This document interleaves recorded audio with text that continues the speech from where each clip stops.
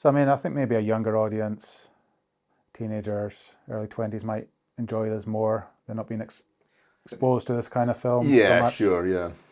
Whereas us horror film connoisseurs, it just lacks seasoning. Yeah.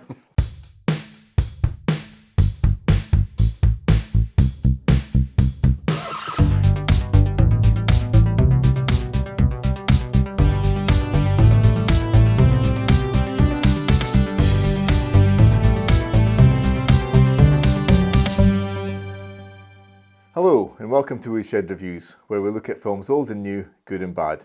On today's show, we're looking at the recently released psychological horror, Longlegs. Is it scary being an FBI agent? It seemed to come out of nowhere, and there seemed to be quite a lot of hype, good hype, positive stuff about it. Yeah. So I thought to myself, I'll maybe not read too much into it. I'll maybe go and check it out. Yeah. And I went in with quite high expectations, Okay. just because that was the feeling that was being generated. Mm-hmm. Yeah, and anytime that happens, it's always a downfall. It's always disappointing. I mean, similar to you as well. If I'd had a bit of buzz about it and stuff, only thing I really checked out, I think I'd seen a trailer early on, maybe a month ago or something like that, but I can't remember too much about it. And then, yeah, I'd seen a lot of the reviews and it was pretty glowing across the board.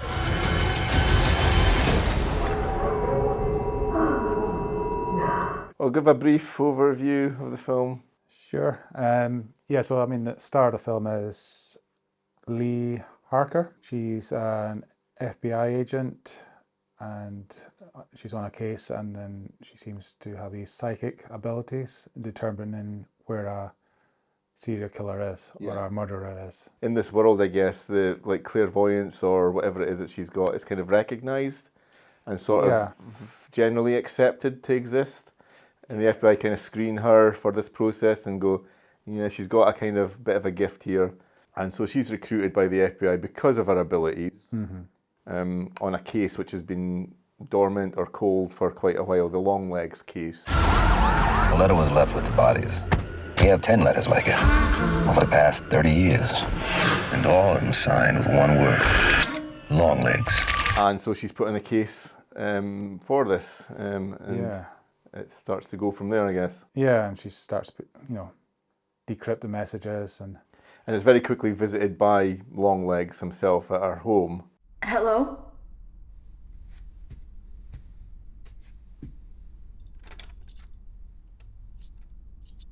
yeah, she starts to piece everything together, all the messages. But she sees patterns in all the different murders, like dates. There's always a 9-year-old girl whose birthday's coming up on the 14th of a particular month. Yeah, and she maps it out on calendars and stuff and sees occult symbols. Yeah, I was kind of getting a little bit lost with that. I don't think it held your hand enough to kind of explain what was happening with that, so that you got a kind of, I get it, reveal. It felt still a little oblique maybe, to me personally. Yeah, to begin with, it felt like that's the way it was going, because there was a lot of close-ups of our main character.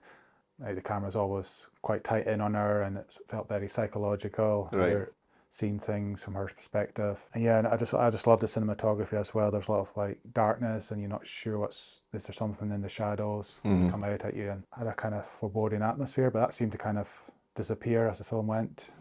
And she seemed like a very interesting character at the start, quite introverted, a bit fearless. Yeah, I mean, definitely I would say that, that her character was definitely an issue for me. I found her, maybe just about, well, not just her, but some other characters as well, were just a little bit, I don't know if cliche is the right word or something, but beyond that, yeah, I think there wasn't much that grabbed me about her character that I kind of cared either way what happened. Yeah, she had all these strange phone conversations with her mother. Seemed to be issues there. Yeah, issues with her mum, which we'll kind of probably get into, I suppose. Yeah. Yeah, maybe enter into spoiler territory now. Lo and behold, we eventually learn that her mother's part of all this. Yeah, they suspect that Longlegs, who is played by Nic Cage, and we'll get to him. They suspect that he's not carrying out the murders in a sort of, I think they reference Manson at one point as well, a Manson style, Charles Manson didn't actually murder anybody. Yeah. So it's kind of referenced into that there's either a person or persons who are maybe a little bit more amenable to getting into someone's home, whereas if you see Longlegs as a character, no way you're going to be letting that guy step in your door. No. Surprised he's not behind bars just for looking like that.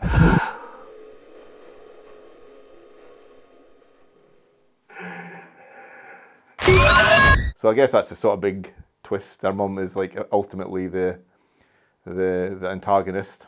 She delivers dolls to the families, and inside the dolls is a mysterious orb, which Longlegs is infused with his demonic spirit that can control the family, thereby the dad kills his wife, the kids and all that, and this is effectively what's been happening. So that's the reveal of that. I don't know about you, but I just found that a little bit just thought, oh, is that it? I mean, I guess this is a film in which you've got clairvoyance and I guess other sort of supernatural powers and stuff like that. So I guess maybe the idea of him putting his soul or spirit or malevolence into these dolls to control people. Yeah, because he's serving the man downstairs, aka Satan, I guess. But for what reason? Well, yeah, I guess that's the thing. Nicolas Cage's performance as Longlegs, I mean, we don't really get to know anything about him. It'll probably be a prequel. Yeah, Short Legs. You heard it here first.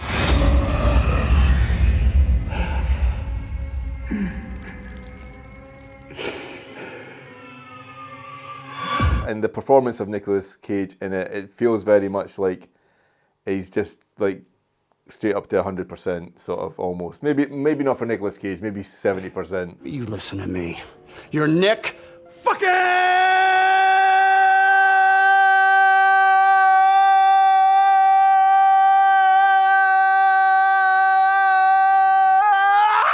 Whoa, Cage!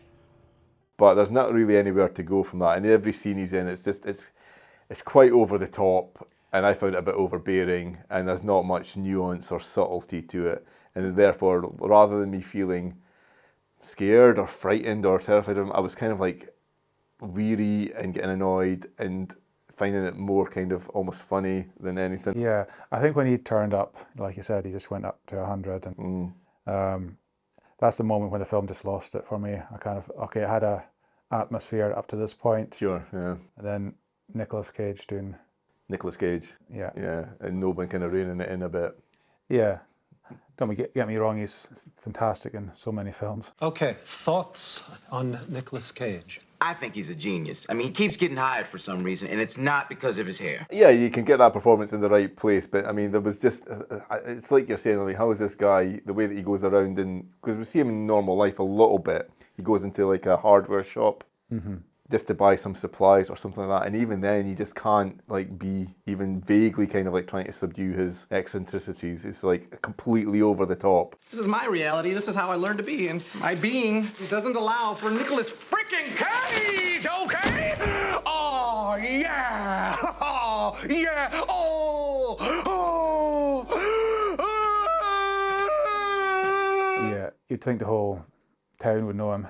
Well, the one bit I did like about the film, and it made me smile, was when we'll find out that when Harker has actually met him, she took a Polaroid of him when she was a kid, and she's still got that Polaroid. So then she's like, this is who we're looking for, and they've got a clear photo of him.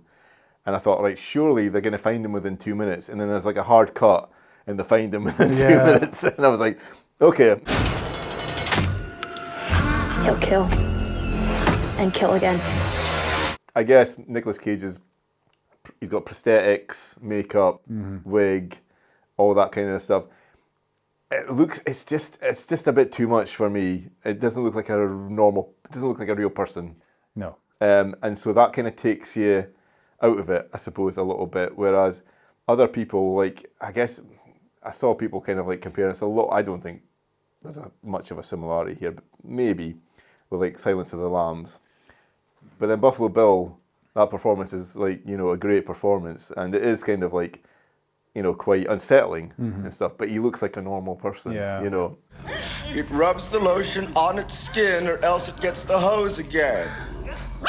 Yeah, it would have been more creepy and sinister if you had look normal. Yeah, sure. Maybe just a little bit of touching up here and there or something like that, and just.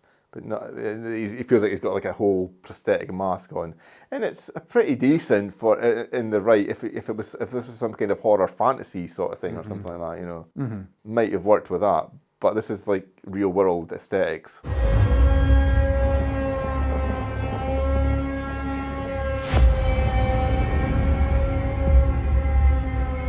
It had a great atmosphere for the first act or so. Yeah, like I said, I love cinematography and the camera angles and the camera movements and all these choices. Yeah, that was all good. Yeah, there was a lot of good stuff there. I was kind of not like focused on that so much because I think even within 10 minutes in, although I think you were saying you liked it a little more to begin with, I was kind of feeling this is not working for me within the first sort of 10 minutes or something like that. So then I could still appreciate, as you're saying, some of the shots, some of the camera movement, some of the blocking and stuff like that was good. But I just was not invested in just about any aspect of the film. I think one of the things was, I think the way the story was doled out, and I can't quite figure it out in my head, but there's some little parts of it just felt maybe if it had been told in a slightly different way, it might have worked a little better for me. Yeah.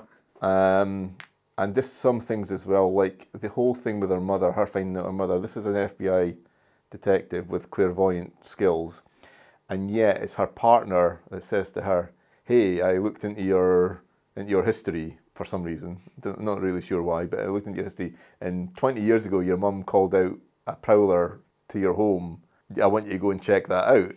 And that's what sets her up, as far as I'm aware, unless I've missed something, that's what sets her up on the path to finding out that her mum and Longlegs, effectively Longlegs is staying under her house, is he? Yeah. In the basement. Which is quite something. How do you hide all this? For my clairvoyant as well. There's a little bit of hand waving with this. They say that her ability only works on and off, 50% hit rate, I think they say. All right, maybe.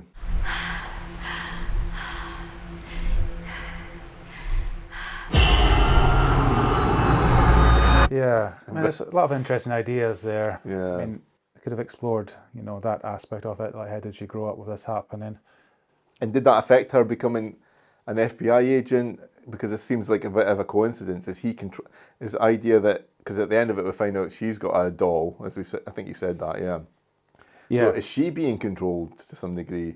And then that makes her even less interesting of a character for me. Yeah, well, that's what I got from it. Some of Longlegs' abilities, or whatever, is rubbed off on her. Right, somehow. okay. But then the coincidence that she's becomes an FBI agent and then is assigned to the Longlegs case, that had me going, that's quite a coincidence, Yeah. Maybe there's some sort of theory you can put into that.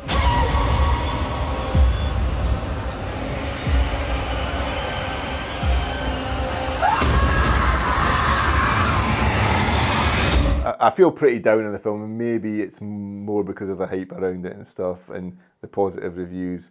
I don't know if like a second viewing would maybe help it a little bit, but I don't think it would be. I don't think I'd be changing my tune too much. Yeah, I mean, it's great to see a film like this at the cinema. I mean, this was commonplace back in the day in the 90s and so forth. You'd see a film like this, it was all right. Yeah. Some good I was stuff. thinking of like, was a slew of like ones after Seven that were kind of like Along Came a Spider and stuff like that. You kind of go and see them and be like, it was all right. And then you get on with your day, So it's maybe a little bit like that, but I think it's a little more disappointing possibly because, there's not as many of these kind of opportunities for films in the cinema these days. Yeah, exactly. So I mean, I think maybe a younger audience, teenagers, early 20s might enjoy this more. They're not being exposed to this kind of film so much. Sure, yeah.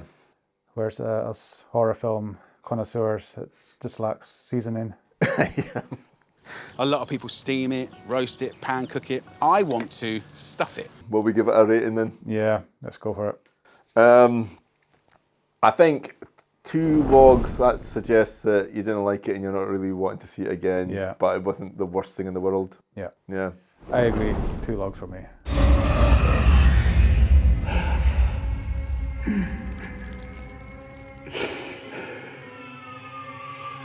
Okay, that's our views and our rating on Longlegs. Let us know if you enjoyed it more than us or if you agreed with us. And until then, we'll see you next time. Right. Oh, oh, oh.